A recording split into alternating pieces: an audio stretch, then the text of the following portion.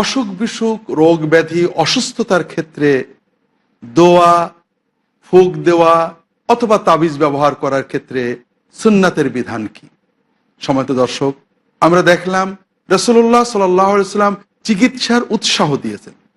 রোগ ব্যাধি হলেই দোয়া, ফকির, কবিরাজ এগুলোর প্রচলন আরব দেশে প্রচুর ছিল।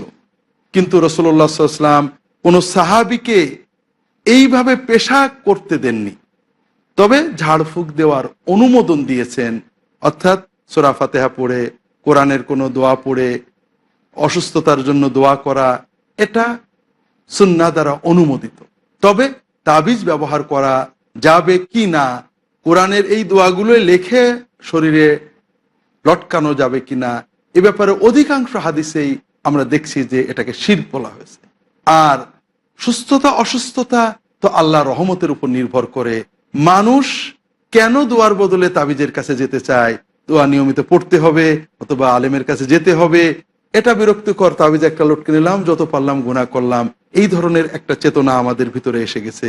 সম্মানিত দর্শক, এখানে আরেকটা অন্য বিষয় রয়েছে যা স্পষ্ট শিরক, যেটার ভিতরে আমরা অনেক সময় নিপতিত হয়ে পড়ি।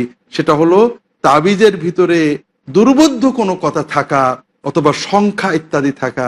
বর্তমানে যা ছাড়া কোনো তাবিজ দেখা যায় না, কাজে এই শিরক থেকে আমাদের আত্মরক্ষা করতে হবে। আর লটকানো বিষয়ক আরেকটা শিরক হলো বরকতের জন্য, ফলাফল পাওয়ার জন্য কোথাও সুতা লটকিয়ে রাখা। আমাদের দেশে এবং সকল দেশে সকল ধর্মের মানুষেরা এটা করেন।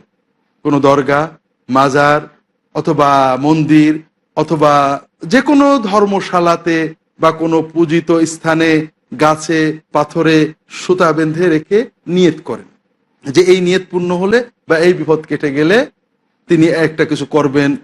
এই ধরনের একটা উইশ করেন, মনন করেন। এবং সব জায়গায় নিয়ম আছে যে একবার সুতা বাঁধতে হবে না, আরেকবার এসে সুতা খুলতে হবে। লক্ষ লক্ষ সুতার ভিতরে কোনটা আমার কি করে জানবো? যে কোনো একটা সুতা খুললেই হবে, তবে আপনাকে দুবার যেতে হবে, কারণ একবারও তো আপনি খালি হাতে যাবেন না। এটা হলো এই সমস্ত স্থানের যারা পরিচালক তাদের লাভের জন্য, কিন্তু আপনার তো ঈমান নষ্ট হয়ে যাচ্ছে। দোয়া, আল্লাহর কালামের দোয়া নেওয়া, এটা ভিন্ন জিনিস।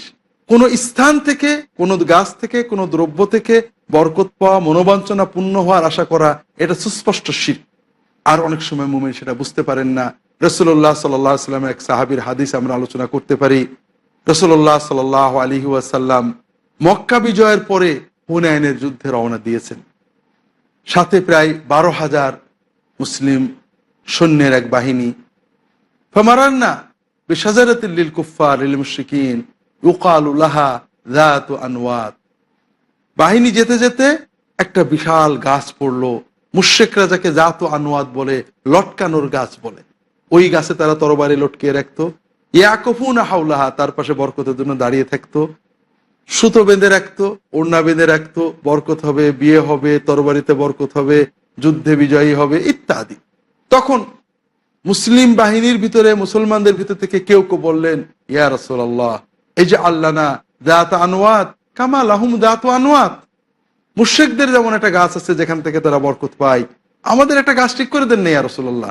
আপনি বললে আমরা সেখানে সুতা বাঁধবো, তরবারি বাঁধবো ইত্যাদি। রাসূলুল্লাহ সাল্লাল্লাহু আলাইহি ওয়াসাল্লাম বলেন, সুবহানাল্লাহ, হাযা কামা ক্বালা কওম মূসা ইজআলনা ইলাহান কামা লাহুম আলিহা। মুসার কওম যেভাবে শিরকে নিপতিত হতে চাইছিল, তোমরা তো শিরকের পথ খুলছো।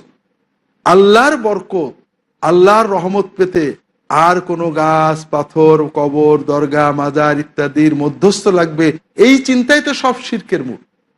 আল্লাহর কাছে দোয়া করা আমি করতে পারি, অন্য কেউ করতে পারে, এটা ভিন্ন কথা।